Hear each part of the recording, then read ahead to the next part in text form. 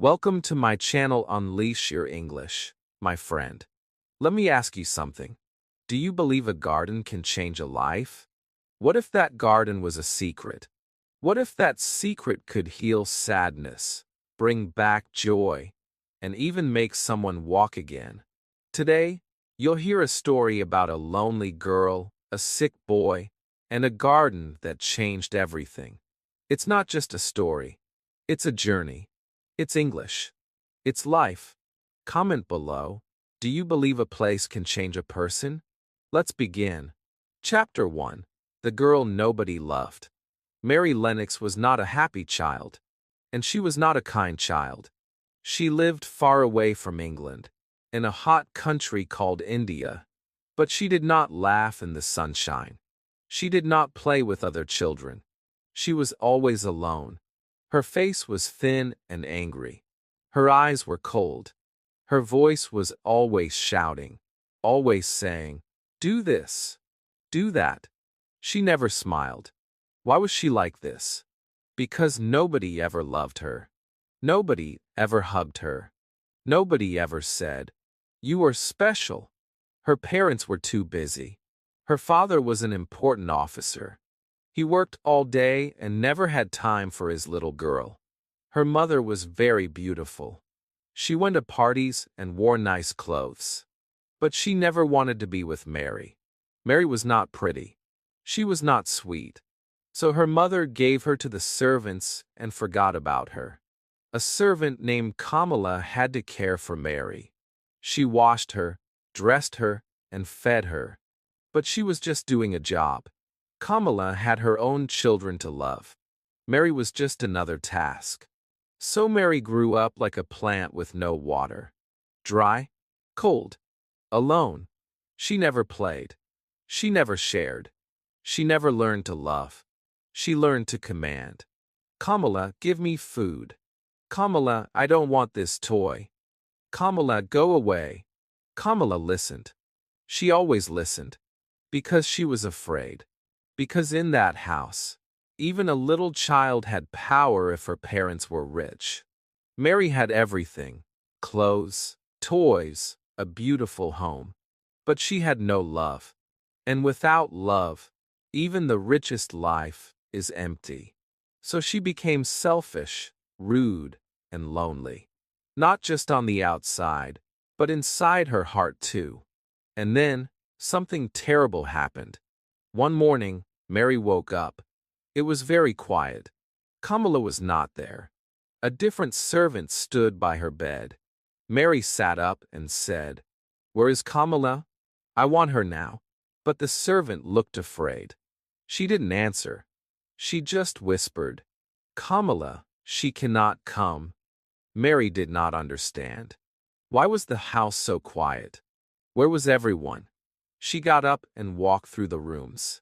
The house felt cold, empty. She went outside to the garden. She picked red flowers and played alone. She talked to herself. "I will hit Kamala when she comes back. I hate her." But Kamala never came back. Suddenly, Mary heard voices. Her mother was walking in the garden with a young Englishman. They didn't see Mary. They were talking in low, worried voices. "It's very bad," said the man. "People are dying. The disease is spreading. You must leave the city." Mary's mother looked scared. "Oh no," she said. "We have to go quickly." Then they heard a scream from the servants' room. Mary's mother cried out, "What happened?" "Someone has died," said the man. "In your house." Her mother screamed. They ran back inside. Mary stood alone under the tree. Now she understood. There was a sickness in the town. People were dying. Servants were running away. And Kamala was dead. Mary said nothing. She just sat under the tree. She didn't cry. She didn't move. She just waited. That night was full of strange sounds. People shouting. People crying. People leaving. But nobody came to Mary. Nobody checked on her. Nobody fed her. She was just a forgotten child. And when the sun rose the next day, the house was quiet. Too quiet. No footsteps. No voices. No food. Nothing. Mary got out of bed and walked through the house. It felt like a dream. A very bad dream. Finally, she heard voices. Two men. They were talking in the hallway. "What a sad thing," said one man. "That beautiful woman gone." "Wasn't there a child?" asked the other. "Yes, but no one ever saw her." Then the door opened. Mary stood there, pale, small, angry. "I am Mary Lennox," she said. "Where is everybody? I want food." The men looked shocked. "This is the child. They forgot her." Mary looked at them and said, "Why has nobody come to take care of me?" One man looked down. "Because everyone is gone. Your parents, the servants, there is no one left." Mary said nothing. She was not sad. Her parents were like shadows to her. She never knew them. She never loved them. And now they were gone. But she was used to being alone. She had always been alone. And so, she just asked, "Where will I go now?" One man answered, "You will go to England. To your uncle. His name is Mr. Archibald Craven. He lives in a big house in Yorkshire." Mary didn't care. She just wanted things to go back to normal. A servant to dress her. Food to eat. A quiet room to sleep in. She was sent to stay with a British family for a short time. The house was full of noise. Children laughed and ran everywhere. Mary hated it. She stayed in the garden alone. One day, a boy named Basil tried to play with her. "Let me help with the flowers," he said. "No," she shouted. "Go away." Basil laughed and danced around her. "Miss Mary, quite contrary. How does your garden grow?" he sang, making fun of her. Mary had never been laughed at like that before. She turned red with anger. Basil said, "You're going to live with your uncle. He's very strange. He has a crooked back, and he hates everyone." "I don't believe you," said Mary. But inside, she felt cold. She didn't like the sound of it. A man who hated people. A man who lived alone. A big, dark house. Was this her new life? A few days later, she met Mrs. Medlock, the housekeeper. Together, they traveled by train to Yorkshire. Mrs. Medlock was loud, big, and strong. She didn't smile at Mary. What a strange little girl, she thought. On the train, she said, "Your uncle lives in a very large house. Almost 100 rooms. But most are locked. You must stay in your room. Mr. Craven doesn't like visitors." Mary looked outside the train window. The sky was gray. The rain was falling. Her heart felt heavy. She didn't want to go, but she had no choice. Her life was about to change. She was going to a house of silence, of mystery, and maybe of something more. Chapter 2: The House of Silence. The train stopped at a small, cold station in the north of England. It was already dark outside. Rain was falling. Mary followed Mrs. Medlock out of the train. They didn't talk much. The woman didn't seem very friendly, and Mary didn't care. She was not used to friendly people anyway. Outside the station, an old carriage was waiting. The horse looked tired. The man who drove it looked even more tired. They started their long drive to the big house. The road was wet. The wind was strong.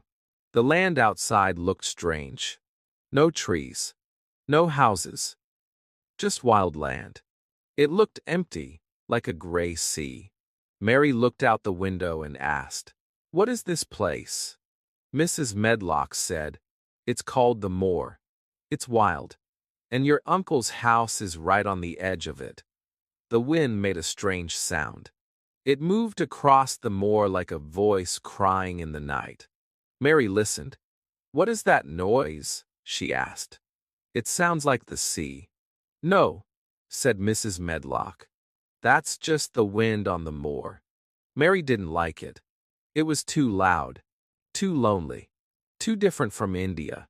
She sat quietly and looked at the dark shapes outside the window. I don't like this, she thought. I don't like any of this. After a long drive, the carriage stopped. Mary looked out and saw a huge, dark house. It had many windows, but most of them were black. No light, no welcome. The house looked like it was sleeping. Or maybe it was hiding. Mrs. Medlock opened the door and said, "Come on. This is Misselthwaite Manor, your new home." Mary followed her inside. The hallway was big and cold. The walls were high. Everything smelled old. There was a fire burning in the fireplace, but it didn't feel warm. Mary felt very small, very far from everything she knew. They walked up the stairs. There were pictures on the walls, paintings of men and women with serious faces. No one was smiling. No one looked kind. Mrs. Medlock opened a door. Inside the room was a bed, a table, and a chair.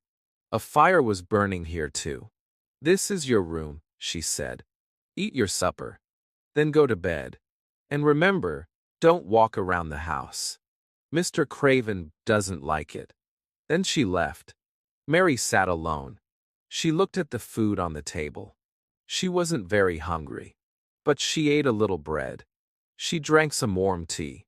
Then she looked around the room. The wallpaper was old. The pictures were of dogs and horses. There were no toys, no flowers. It didn't feel like a child's room. She sat by the fire and stared at the flames. "This house is strange," she thought. "Everything is so quiet. Too quiet." Then she went to bed. The wind cried outside the window. It sounded like a voice. A sad voice, lost in the night. Mary pulled the blanket over her head. She missed the sounds of India, even the hot sun. But she didn't cry. She never cried. Not even now. The next morning, a young girl was in the room, cleaning the fireplace. She had red cheeks and a friendly face. She looked at Mary and smiled. "Good morning. I'm Martha."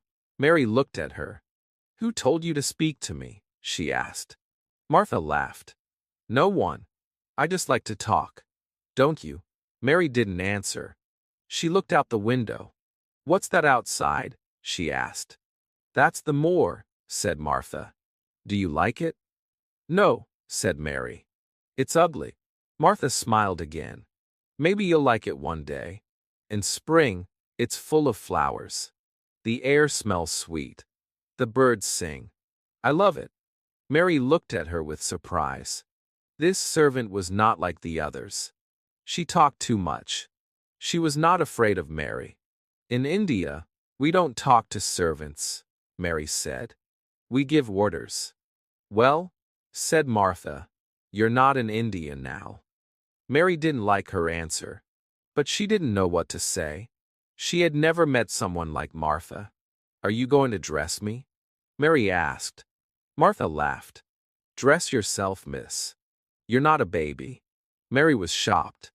"But Kamala always dressed me." "Then it's time you learned," said Martha. "My mother says people should do things for themselves. Even rich ones." Mary's face turned red. "You don't know anything. I hate this place." She ran to the bed and began to cry. Big, angry tears. Martha looked at her kindly. Now, she said. "Don't cry like that. I'm sorry if I made you upset." Her voice was soft. For the first time in a long time, someone spoke to Mary with kindness. Slowly, Mary stopped crying. Martha talked as she cleaned. She talked about her house, her family, her 12 brothers and sisters. Mary listened quietly. She didn't speak much, but something in her heart felt warm. "I want to meet your brother," she said at last. "Dickon." "Oh, Dickon is always out on the moor," said Martha. "With animals. Even the wild ones love him." Later that day, Mary walked outside. The air was cold. but it felt good on her face. The garden was big. There were walls all around it. Some doors were open. Some were closed. She walked and walked. She saw an old man digging in the earth. He didn't look friendly, so she didn't talk to him. This place is ugly, she thought. Dead trees. No flowers. But then she remembered what Martha said. In spring, there will be flowers. She kept walking. She saw a red bird sitting on a tree. The bird sang. It looked at her. It didn't fly away. A robin, she thought. It's not afraid of me. She smiled a little.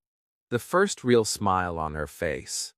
That night, the wind was loud again. Mary sat by the fire and listened. But then, she heard something else. A sound. A soft sound. A child. Crying. Far away in the house. She sat still and listened. It came again. A soft, sad cry. Someone is crying, she whispered. Martha came in. Mary asked, "Who is crying?" Martha looked away. It's the wind. Nothing else. But her face looked different. She was hiding something. Mary said nothing. But she knew. Someone else was in the house. A child. A secret. A cry in the dark. The next day it rained. Mary stayed inside. She started walking through the halls. Room after room. All empty. Dusty. Old. She touched a painting. It felt cold. Then, she heard it again. The cry. She followed the sound. Slowly. Quietly. But then, Mrs. Medlock appeared. Her eyes were sharp. "What are you doing here?" she asked. "I got lost," said Mary. "I heard something." "You heard nothing," shouted Mrs. Medlock. "Go back to your room. And stay there." Mary didn't answer. She walked away. But in her heart, she smiled. There is someone, she thought. I will find out. I know I will. For the first time in her life, Mary was not bored. She was curious. She wanted to know more. And something deep inside her was waking up. She was still lonely. But now, the house wasn't just full of silence. It was full of mystery. And Mary liked that very much. Chapter 3: The Robin and the Key. The rain had stopped. The sky was still gray, but the wind was softer now. Mary opened her window and looked outside. The air was cold, but it was not too cold to go out. She took a deep breath. Something in the air felt different. Fresh. New. She remembered what Martha had said. Spring is coming. Spring. A time when the dead trees grow green again. A time when flowers wake up. Mary didn't understand seasons before. In India, it was always hot. Or too hot. But here, she could feel the change. She could feel something moving in the air. A beginning. A quiet kind of magic. She put on her coat and shoes and went outside. She didn't tell anyone. She didn't ask. She just walked. The wind touched her face gently. The moor was quiet.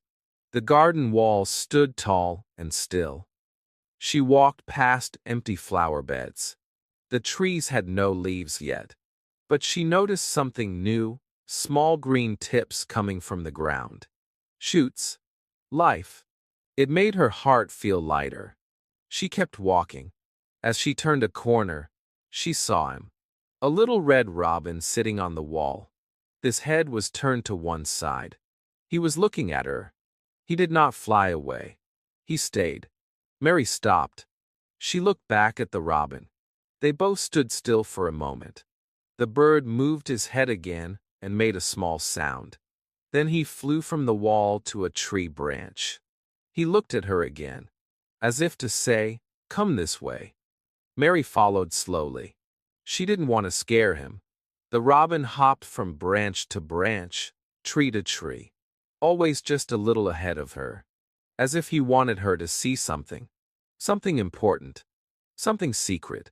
She followed him until he flew to a part of the garden wall that looked different. The wall was covered with old plants. Thick, heavy vines. Dark green leaves. The kind of place people walk past without looking. But the robin stopped here. He sat on the vines and began to sing. Not just a little song, but a full, happy one. Mary watched him. "What are you trying to show me?" she whispered. She stepped closer to the wall. She looked carefully at the vines. Something caught her eye. The vines moved a little in the wind, and behind them, was it a line? A crack in the wall. Mary reached out her hands and pulled the vines aside. Her fingers touched cold metal. A doorknob. A round, rusty doorknob hidden under the leaves. Her heart jumped. A door. A real door. But it would not open. There was no keyhole she could see. Her fingers searched for it, but it was covered in more vines, more time, more years of silence. The robin flew down to the ground and began pecking at a spot near the roots of a tree. Mary walked over and watched him. He was scratching at the soil like he was digging. She bent down and looked closer. Something shiny was sticking out of the dirt. Something small and metal. Her hand reached for it. It was a key. An old key. A forgotten key. She held it in her hand and stared. It was cold. Heavy. Real. "Could this be?" she whispered. She looked back at the door hidden in the wall. She looked at the key in her hand. "You showed me the key," she said to the robin. "You really did." She felt something she had never felt before. Not power. Not control. Not pride. She felt wonder. She felt joy. She felt a secret waking up inside her. A beautiful, living secret. Mary didn't try to open the door that day. She didn't tell anyone. Not Martha. Not Mrs. Medlock. Not even the robin. She put the key deep in her coat pocket. "I'll wait," she said to herself. "I'll wait for the right day." She walked slowly back to the house. Her steps were soft, but her heart was dancing. For the first time in her life, she had a secret. Not a sad secret. Not a scary secret.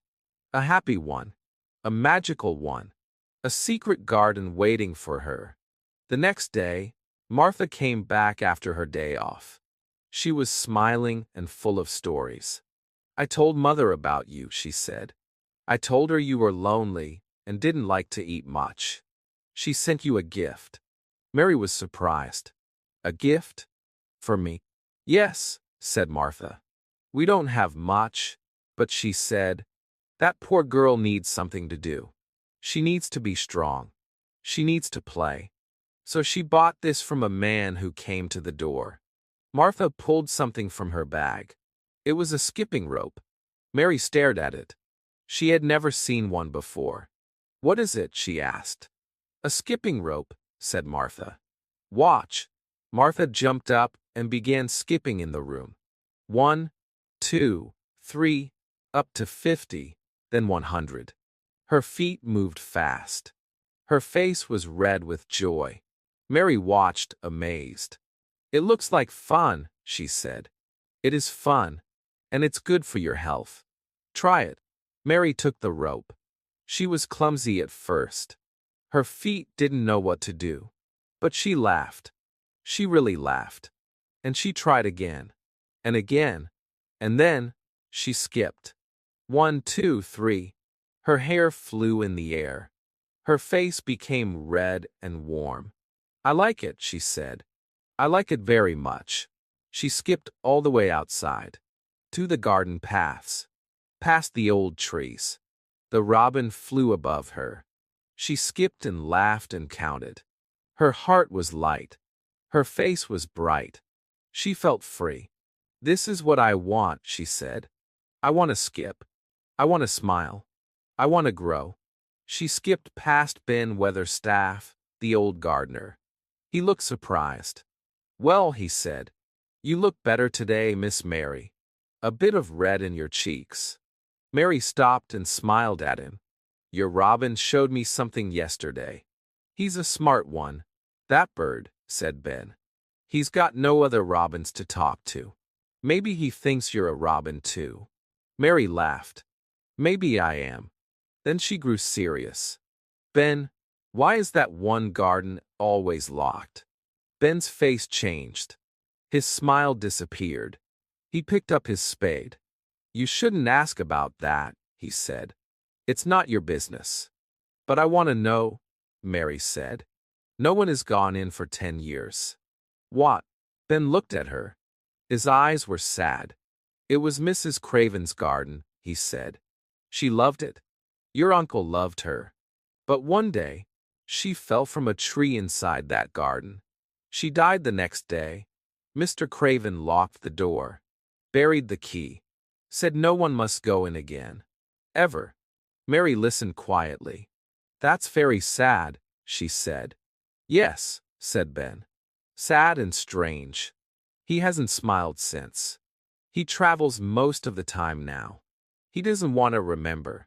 Then he looked at her. But you, why do you care? I don't know, said Mary. But I feel like the garden is still alive. Like it wants someone to care for it again. Ben looked at her. For a moment, his face was soft. But then he turned away. I must work now. You run and skip. That's your job. Mary walked away, but her mind stayed on the garden. That evening, she sat with Martha by the fire. The house was quiet. The wind blew gently outside. Tell me about the secret garden, Mary said. Oh, said Martha. I shouldn't talk about it. But I will just a little. She told Mary the same story Ben had told. About the tree.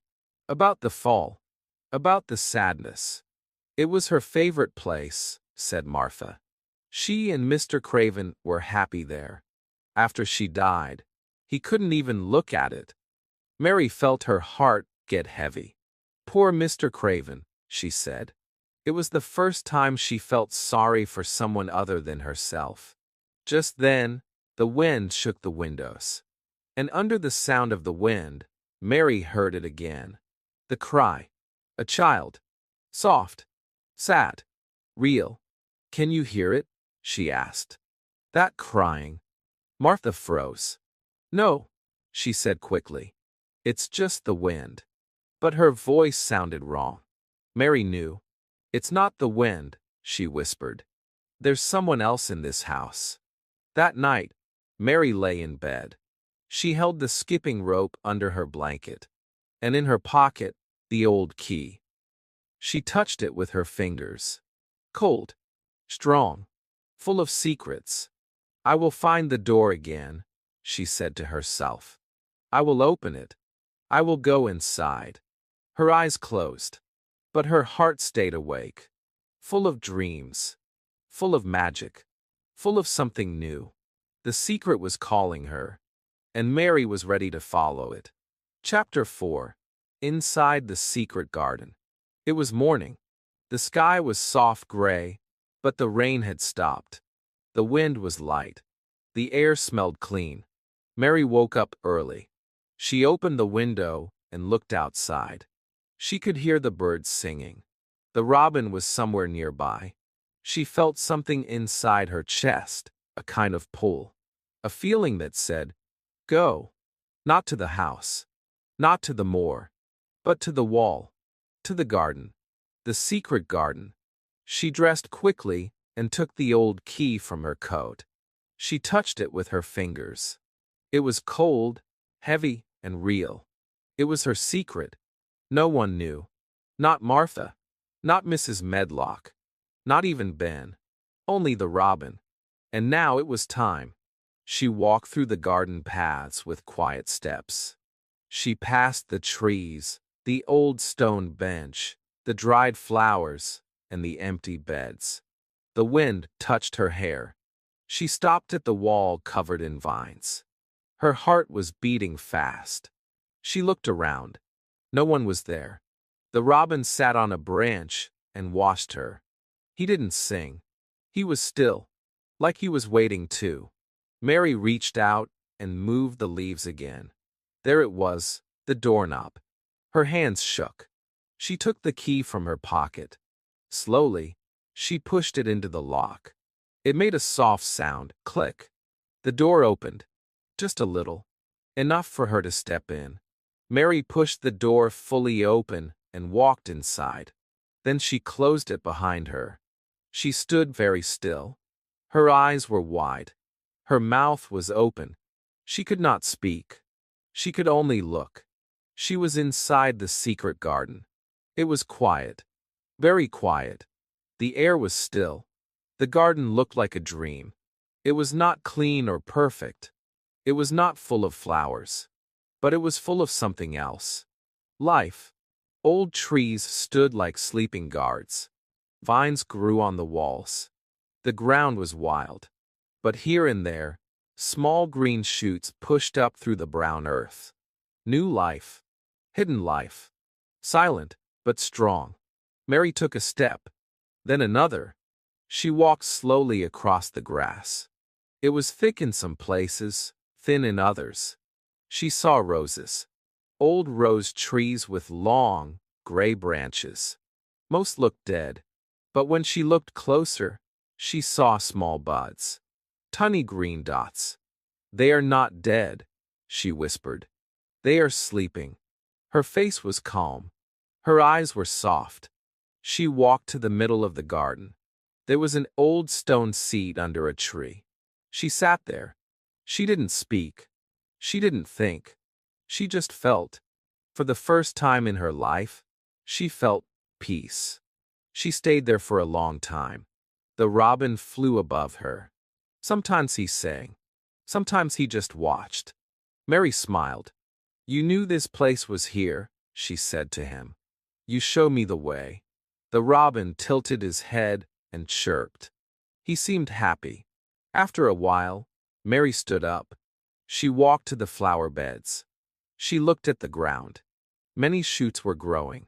She touched them gently. You are alive, she said. You need light.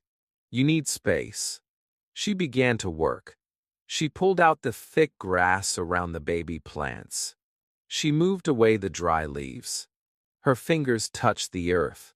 It was soft and dark. It felt good. She was not a gardener, but she wanted to learn. She wanted to help the garden grow. She did not know why, but she knew it was important. It was not just a garden. It was something more.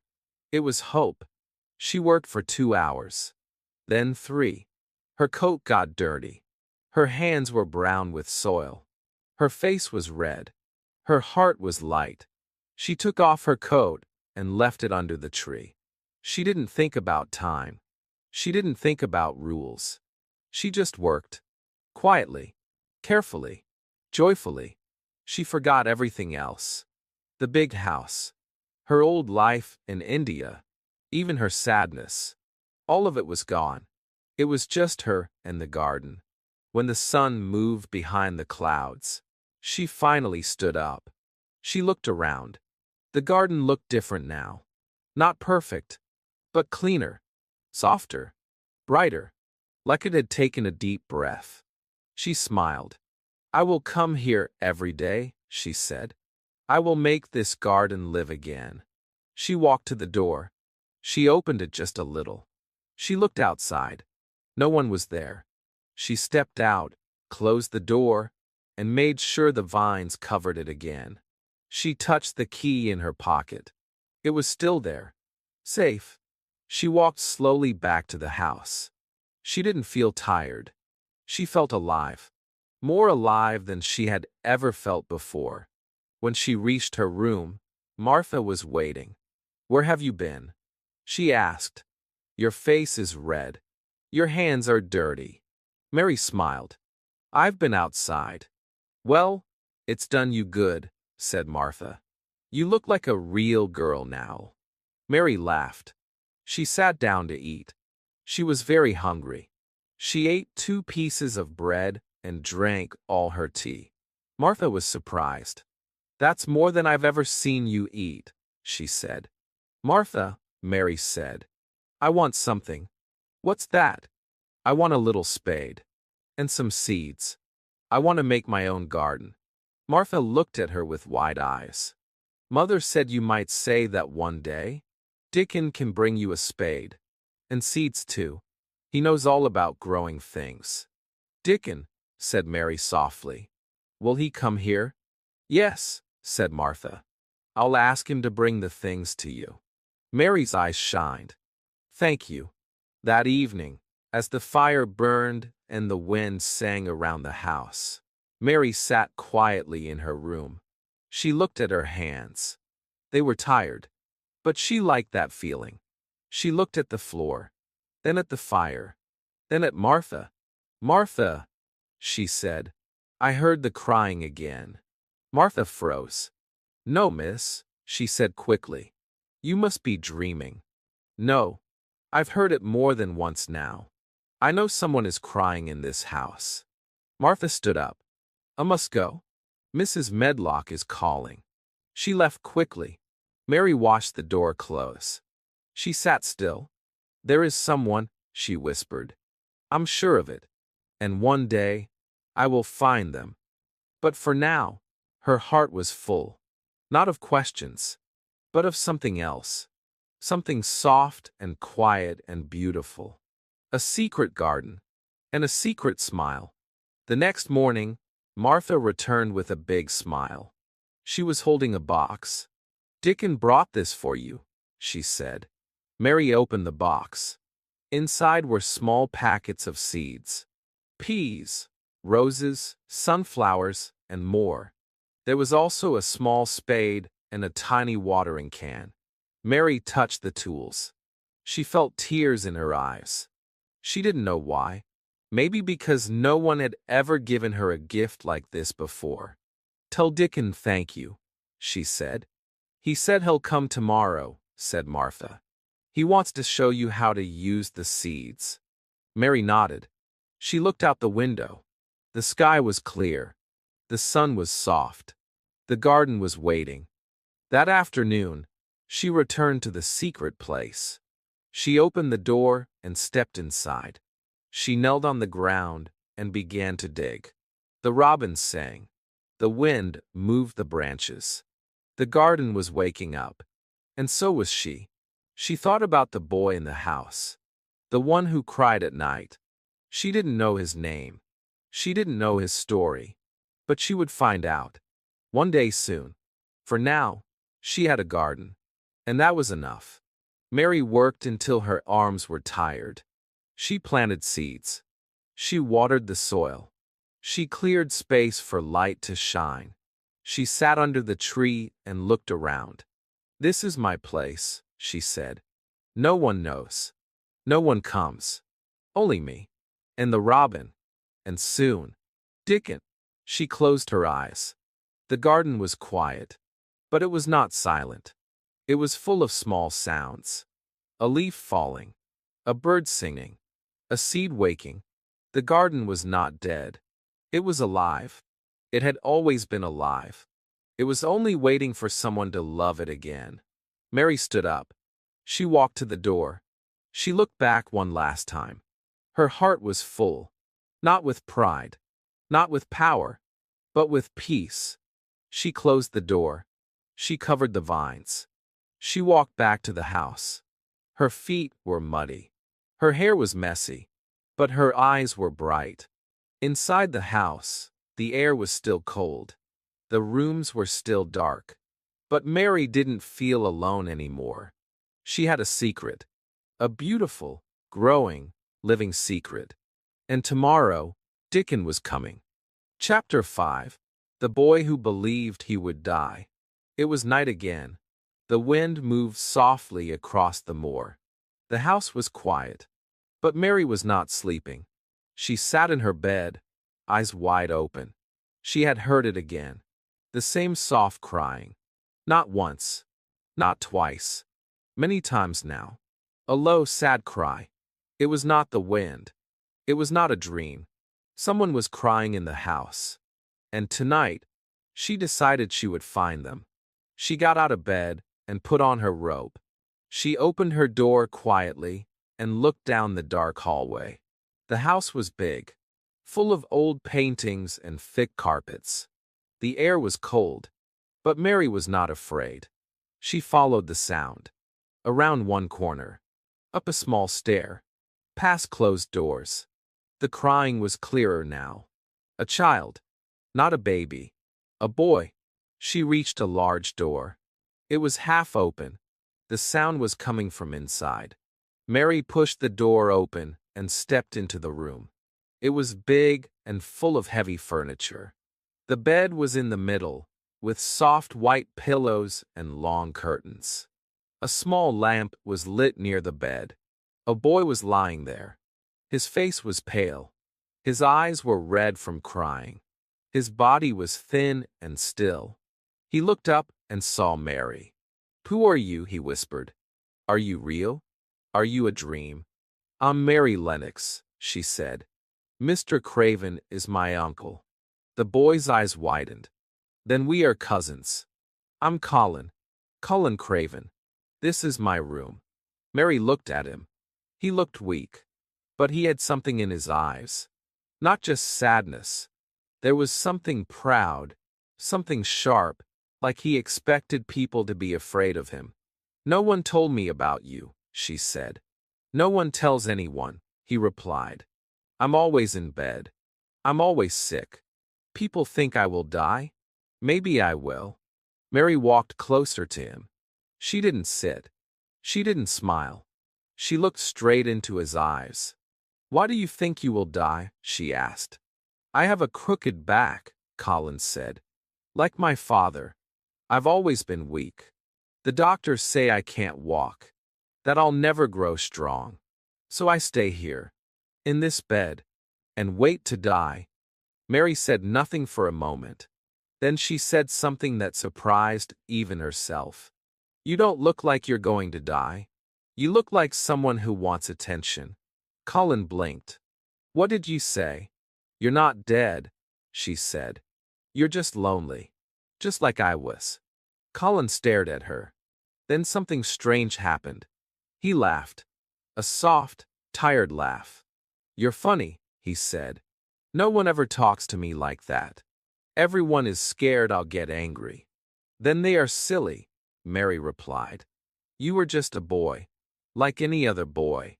Colin looked at her again. "Tell me about you," he said. "Tell me everything." So Mary told him about India, about the hot sun, the quiet servants, the house with no love. She told him how her parents never cared for her, how she had no friends. And then she told him about Yorkshire, about the gray sky, the moor, the gardens. But she didn't tell him about the secret garden. Not yet. That part was still hers. Colin listened to every word. He didn't blink. He didn't speak. When she stopped talking, he said, "You can come here again. I want you to come. You are not boring like the others." Mary smiled. "I'll come tomorrow," she said. "Promise?" asked Colin. "Promise," said Mary. The next morning, she went to see him again. She didn't tell anyone. She just walked to his room. He was waiting. "Sit here," he said. "Let's read." They opened a book and took turns reading out loud. Colin's voice was weak, but he liked the stories. He liked Mary's voice too. It was not sweet, but it was strong. It made him feel like the world was bigger than his room. "I wish I could see the garden," Colin said suddenly. "What garden?" Mary asked quickly. "I heard there was one. Locked. A secret one. It was my mother's. But my father shut it after she died. I want to see it. I dream about it sometimes." Mary's heart beat faster. She looked down. She didn't want to lie. But she didn't want to tell him yet. Not until she was sure. "Maybe one day," she said softly. In the next few days, Mary visited Colin again and again.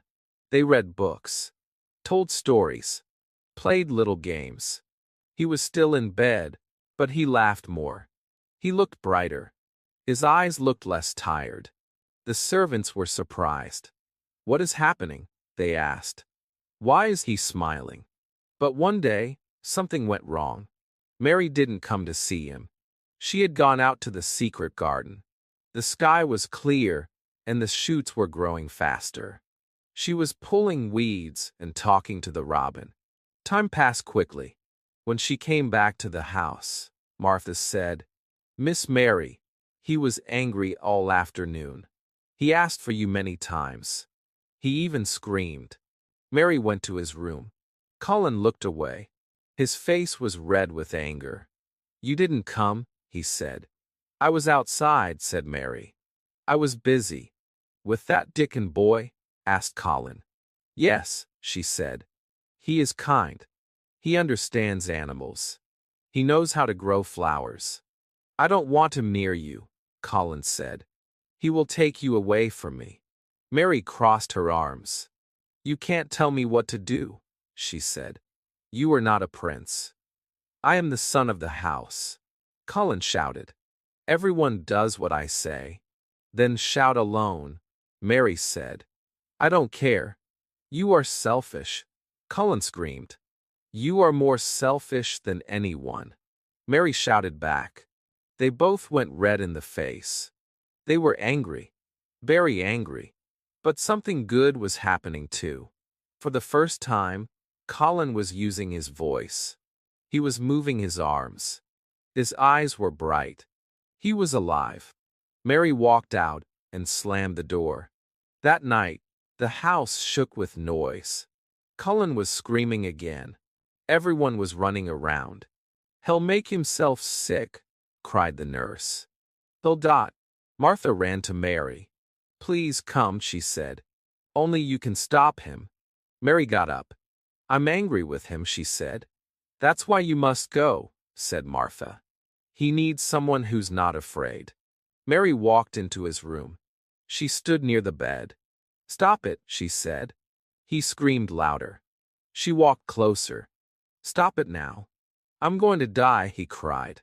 "You are not," she said. "You're just making noise. My back is crooked. I can feel it." "Show me," she said. "Let me see." Colin froze. No one had ever asked to look. Not even the doctor. But Mary looked serious. So he let her. She pulled up his shirt and touched his back. It was thin, but it was straight. "It's not crooked," she said. "It's fine." Colin looked at her. His mouth was open. His hands shook. "Really?" "Yes," she said. "You're just afraid." Colin lay back. He closed his eyes. His body was quiet. His voice was soft. "I want to live," he said. "Do you think I can?" "I know you can," said Mary. "And I will help you." She sat beside him. She began to speak softly. "There is a garden," she said. "It's secret. It's hidden.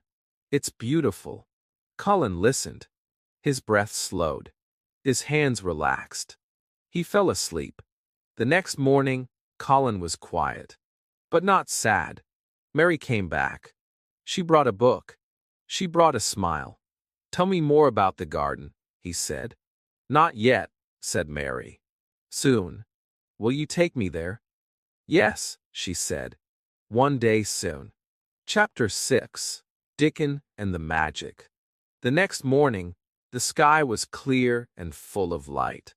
The wind was not too cold, and the earth smelled fresh. Mary woke up early. Her hands were still tired from the day before, but she didn't care. She wanted to go to the secret garden.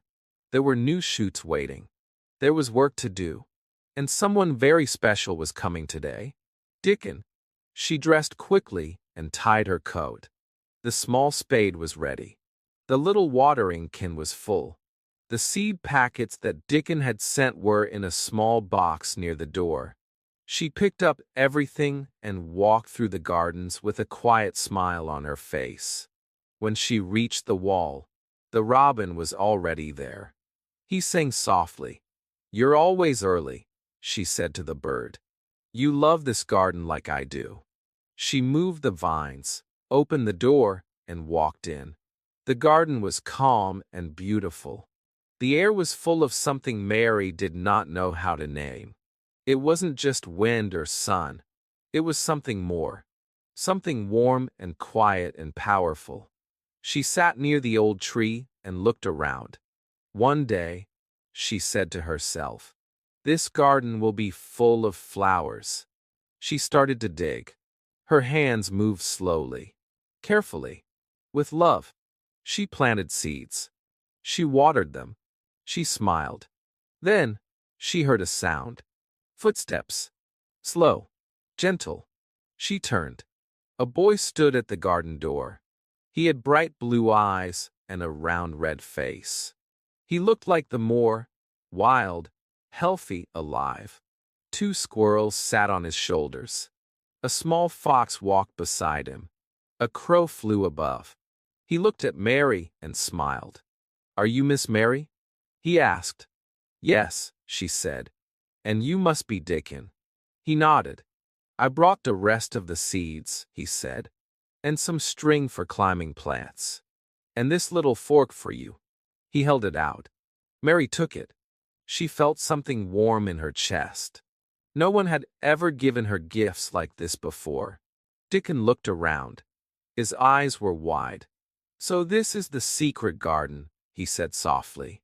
"Martha told me stories, but I never thought I'd see it." "It's ours now," said Mary. "But we must keep it secret. No one can know." "I'll not say a word," said Dickon. "Not even to Mother. I can keep secrets. I keep them for birds and foxes too." He smiled again. Mary liked his smile. It was kind, simple, pure. Together, they started to work. They cleared more grass. They pulled weeds. Dickon showed Mary how to use the fork. "Be gentle," he said. "Roots are sleeping. You must wake them slow." He spoke to the earth like it was alive, like it could hear him. Maybe it could. The robin hopped near them. He sang loudly. "He knows you," said Dickon. "He likes you." Mary smiled. "He showed me the door." "Robins are clever," said Dickon. "He trusts you." That means something. They worked all morning. The garden started to change, a little at a time, like it was waking from a deep sleep.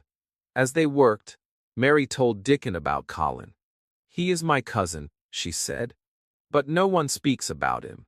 He is always in bed. He cries at night. He thinks he will die." Dickon's face grew serious.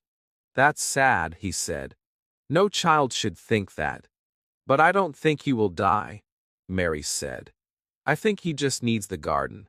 I think he needs you." Dickon looked at her. "If we can get him out here, I know he'll feel better." "But he can't walk," said Mary. "Where he thinks he can't." "Then we'll bring him in his chair," said Dickon. "And we'll show him the magic." Mary looked up. "Magic?" Dickon nodded. "There's something in this world," he said. "Something we can't see. It's in the trees, in the birds, in the sun. It makes things grow. It brings flowers from the cold ground. That's magic. I believe in it." Mary listened carefully. Her eyes were wide. "Maybe the garden has magic too." "It does," said Dickon. "And you felt it, didn't you?" "Yes," said Mary softly. "Every time I walk in here." That day, they planted rows of flowers. They laughed. They got dirty. They shared stories. Dickon told her about the moor, about his animals, about his mother. "She's the best woman in the world," he said. "She always knows what to do. And she loves every child. She'd love you too." Mary said nothing, but she felt her eyes get warm. She looked at the sky so Dickon wouldn't see the tears. When the sun was high, they sat down to rest. The squirrels ran around the tree. The fox lay down near Mary. The robin flew from branch to branch. "It's like a little world," said Mary. "A secret world." "It is," said Dickon. "And it's ours. Let's make it beautiful again." That night, Mary went to see Colin. He looked better. His face had more color. His eyes looked brighter. "Where were you today?" he asked. "I waited." "I was outside," she said. "In the garden." Cullen looked curious. The secret one? Mary hesitated. Then she nodded. Yes. Tell me about it, he said. So Mary told him. About the trees. The rose branches. The shoots. The seeds. She told him about Dickon. About the robin. About the fox.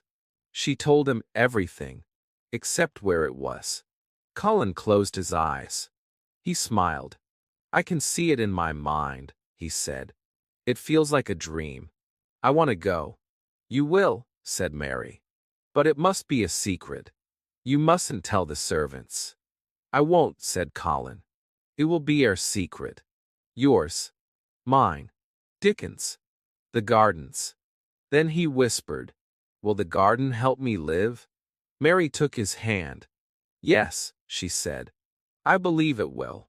The next day, Cullen called for the doctor. I want to go outside, he said. In my wheelchair. I want Dickon to take me. The doctor was surprised. That's a big change, he said. But maybe it will help. So it was decided. In a few days, Cullen would go out. For the first time in years. Mary, Dickon, and Cullen were ready. But they had to be careful. No one could see. The secret had to stay safe. We will push him out the back way, said Mary. Past the kitchen. Into the small garden. Then through the ivy door. Dickon nodded. Leave it to me. The day came. The sky was blue. The sun was soft and gold. Mary helped Cullen dress. Dickon waited near the back door. The servants were busy. No one saw them. They moved slowly, quietly, carefully. When they reached the ivy wall, Mary turned to Cullen. Are you ready? Cullen nodded. His face was pale, but his eyes were full of light. Mary pulled back the vines. She took out the key. She opened the door. Dickon pushed the chair into the garden. Cullen's mouth opened wide. He looked around. The trees. The flowers. The grass. The sky. This is it, he whispered. This is the place from my dreams. The robin flew down and landed near his foot. It's all real, he said. It's all alive. He closed his eyes. I feel warm. I feel light. I feel strong. Mary and Dickon smiled. That's the magic, said Dickon. They stayed in the garden for hours. Dickon told Cullen the names of the flowers. Mary showed him the shoots. They laughed. They listened to the birds. They felt the sun on their faces. I want to come every day, Cullen said. And I want to walk. Someday I will walk. You will, said Mary. The garden will teach you. That night, when Mary returned to her room, she felt full of joy. She looked in the mirror. Her face had changed. Her eyes were brighter. Her skin was pink. She looked alive. That's what happens, she thought. When you love something, when you care for something, it changes you too. She looked out the window. The moor was wide and still. The wind was soft. The stars were bright. She touched her chest. She felt her heart beating. Not slowly, not sadly, but full, strong, happy. I believe in the magic, she whispered. I believe in gardens, in friends, in new life. And the next day, they would go again. Chapter 7. A Garden of Secrets and Joy. The garden was still a secret, but every day it became more alive. Every morning, the sun rose over the moor, and the world outside the old walls looked gray and cold. But inside the secret garden, the light was golden, the birds were singing, and something beautiful was always growing. The trees had soft green leaves now. The branches of the roses were waking. Tiny buds were ready to open. The grass was soft. The wind was gentle. And the air smelled like something fresh and sweet, like hope. Cullen came to the garden every day now. Not just for 10 minutes. Not just to sit. He stayed for hours. At first, Dickon pushed his wheelchair slowly through the garden paths. But soon, Colin wanted more. "I want to try to stand," he said one day. "Only for 1 minute." Mary looked at Dickon. Dickon nodded. "We'll help you," he said softly. Colin put his hands on the side of the chair. His arms were thin. His face looked nervous. But he was ready. He pushed. Slowly. Gently. His feet touched the ground. He stood. He wobbled a little. But he stood. "I'm doing it," he whispered. "I'm really standing." Mary's eyes filled with tears. "You're not going to die," she said. "You're going to live." Colin smiled. "I think the garden wants me to live. I think it's giving me the power." Every day after that, Colin stood a little longer. He took small steps. At first, only 2. Then 5. Then 10. Dickon helped him walk near the trees. Mary held his hand, and the animals watched quietly, as if they knew something important was happening.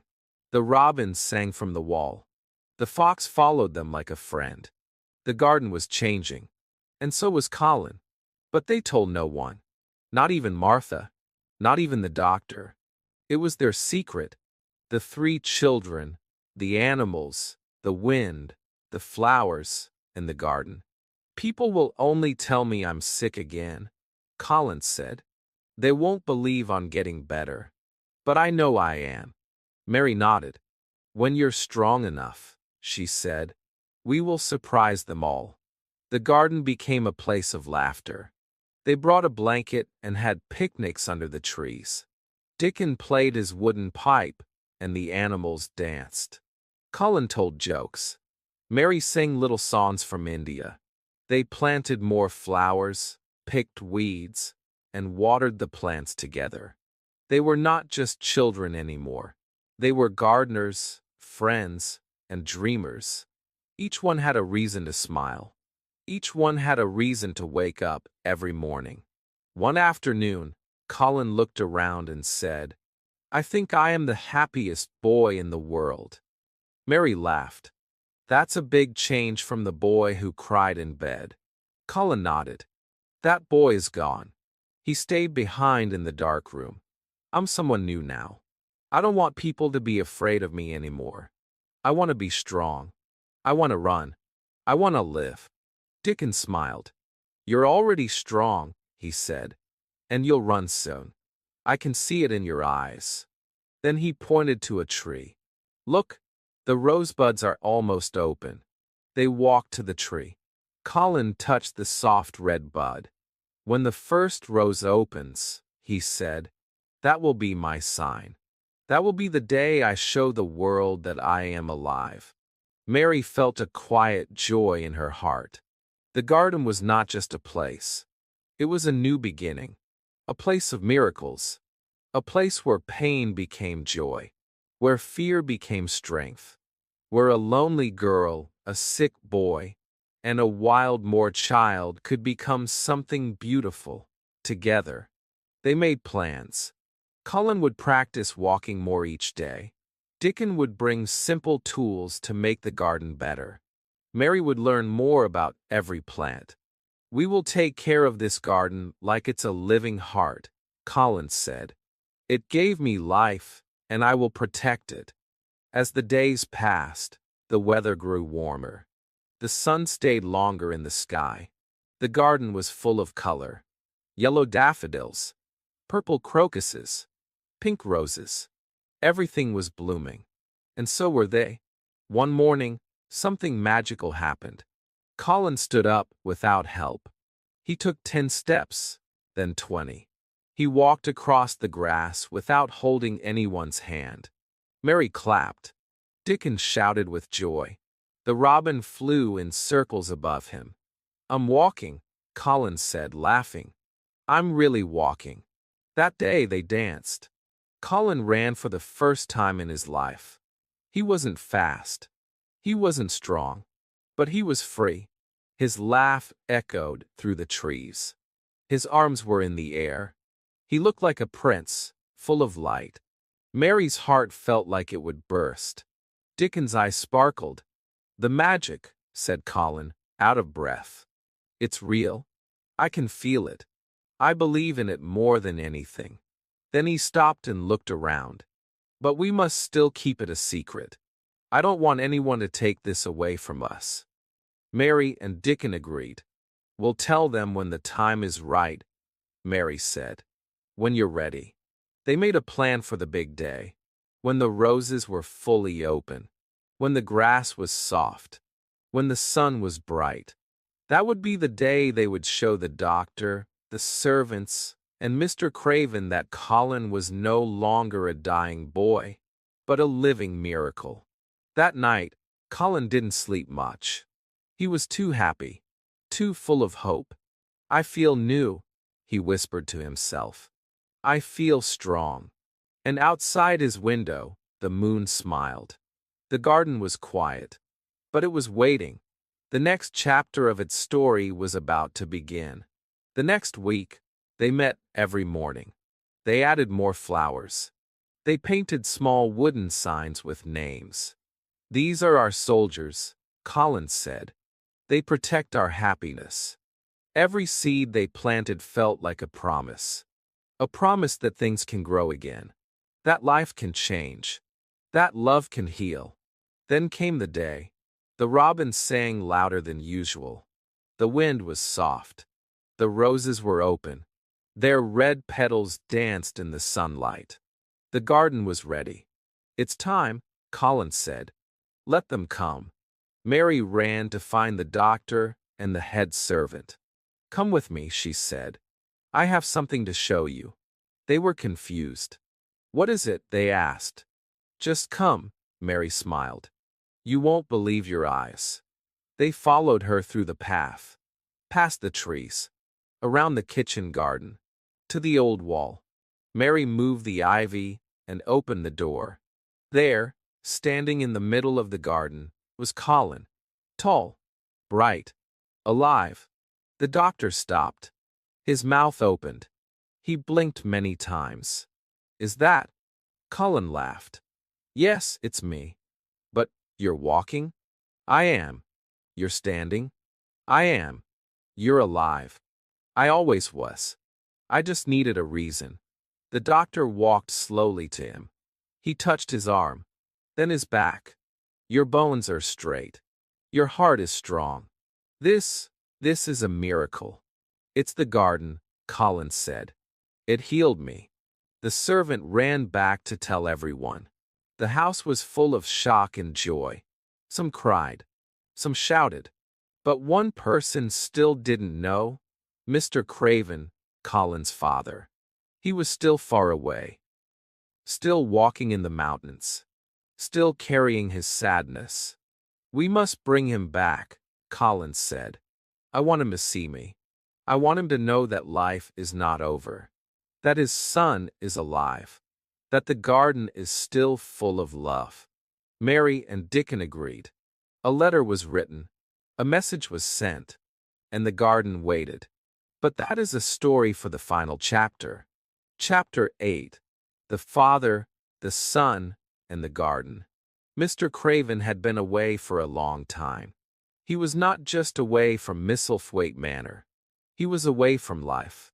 After his wife died, something in his heart closed forever. He traveled from country to country, mountain to mountain, trying to forget the pain. He believed that if he stayed in one place too long, the sadness would catch him. So he kept walking, kept moving, like a man running from a ghost. He never stayed still. He never laughed. He never visited his son. He thought the boy was weak, sick, and would die young. It was too painful to face, so he stayed away. He didn't know that something magical had started back home. One morning, Mr. Craven sat alone near a lake in a quiet village. His body was tired, and so was his heart. He looked at the still water, and for the first time in many years, he thought of his wife's voice. He remembered her laugh, her soft eyes, and the garden she loved. Something inside him stirred, something that had been silent for a long time. He looked down at the letter in his hand. It was from his housekeeper. The letter said something strange, something unbelievable. It said that his son, Colin, had changed. He was no longer in bed. He no longer cried. He smiled. He laughed. He walked. Mr. Craven read the words again and again. At first, he thought it was a mistake. Maybe it was someone else. Maybe it was a dream. But a small voice inside him said, "What if it's true?" He stood up slowly. He looked at the sky. It was clear and blue. The wind was soft. For the first time in many years, he felt something warm in his chest. It was not pain. It was not fear. It was hope. He packed his things, took a deep breath, and started the journey back home. He didn't know what he would find, but he knew he had to go. Something was waiting for him at Misselthwaite Manor. Or maybe someone. The train ride felt long. The trees passed by the window like pages of an old book. The closer he came to home, the more nervous he felt. What if it was not true? What if Colin was still sick? What if it was too late? But he held on to the small voice of hope inside him. When the train stopped, he stepped down and saw the same old land. The moor, the hills, the gray sky. But somehow, everything looked different. Lighter, brighter. At the gate of Misselthwaite Manor, the servants were surprised to see him. They stood in silence. Their eyes were wide. They didn't say anything at first. They only nodded slowly. Mr. Craven looked around. "Where is my son?" he asked. His voice shook. "I want to see him." No one gave a clear answer. They only said, "He is out, sir." "Outside. Outside." Mr. Craven was confused. How could that be? Colin never went outside. He was always in bed. But before he could ask more, he heard something. Laughter. Not just any laughter. It was the kind of laugh that fills the heart. A boy's laugh. And it was coming from the gardens. He followed the sound. He walked past the rooms, past the hallways, and past the kitchen. He came to a door he hadn't opened in many years. Behind that door was the secret path to the walled garden, the one he had locked after his wife's death. His hand stopped on the doorknob. He hesitated. His heart beat faster. Slowly, he pushed the door open. What he saw made him stop breathing for a moment. The trees were full of green. The roses were blooming. The sunlight was falling through the branches like gold. There was color, life, beauty. The garden that had once been dead and silent was now full of light and sound. And in the center of it all, there was a boy. Not a weak boy, not a sick boy, but a strong, tall boy. His son. Colin turned and saw his father. For a moment, they both froze. Time stood still. Then, Colin smiled. A big, happy smile. He ran. Yes, ran. Across the grass toward his father. "Father," he cried. "Look at me. I can walk. I can run." Mr. Craven fell to his knees. He opened his arms. Colin ran into them. They held each other tightly. Tears fell from both of their eyes. They didn't need to speak. They only needed to feel. Years of sadness were falling away in that moment. Years of silence, broken. Mary and Dickon stood quietly in the garden. They didn't interrupt. They only watched. The robin flew above them, singing. The fox lay in the grass. The flowers danced in the wind. The garden was alive with joy. When Mr. Craven finally pulled back, he looked at his son's face. "How is this possible?" he whispered. "You were so sick. I thought I lost you." Colin shook his head. "I was never truly sick. I was afraid. I was lonely. But the garden helped me. Mary helped me. Dickon helped me. I learned to live again." Mr. Craven stood and looked around. He saw the tree where his wife used to sit. He saw the roses she planted. He felt the peace she once felt. And for the first time, he did not feel pain. He felt her presence. Soft, gentle, like the wind. They spent the rest of the day in the garden. Colin showed his father every flower, every tree, every secret corner. He told him stories of how he first stood, how he took his first steps, how the robin led them to the key. Mr. Craven listened with wonder. "This garden," he said, "was your mother's dream. And now it is yours. You brought it back to life." "No," Colin said. "We did it together. The garden healed us all." That night, they had dinner together in the big dining room. It didn't feel cold or lonely anymore. The candles were warm. The food was full of joy. The three children laughed and shared stories. Mr. Craven listened, smiled, and even laughed once or twice. The house, which had been quiet for so long, was full of life again. The next morning, the servants could not believe what they saw. Mr. Craven walked with Colin through the halls, through the gardens, talking and laughing. The staff whispered to each other. "It's a miracle," they said. "It's like a new life has begun." In the weeks that followed, everything changed. Colin grew stronger every day. Mary became more confident. Dickon continued to bring his wild magic. Mr. Craven opened more windows, more doors. He smiled more. He wrote letters to old friends. He started to live again. But most of all, the secret garden was never locked again. It became a place for everyone. A place of peace. A place of magic. A place where pain turned into healing and sadness turned into joy. And if you ever walked past Misselthwaite Manor, you would see the flowers from the walls, the laughter in the air, and the love in every corner of that special garden. And you would know something beautiful happened here.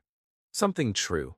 Because sometimes all you need is one small key to open the door to a whole new life.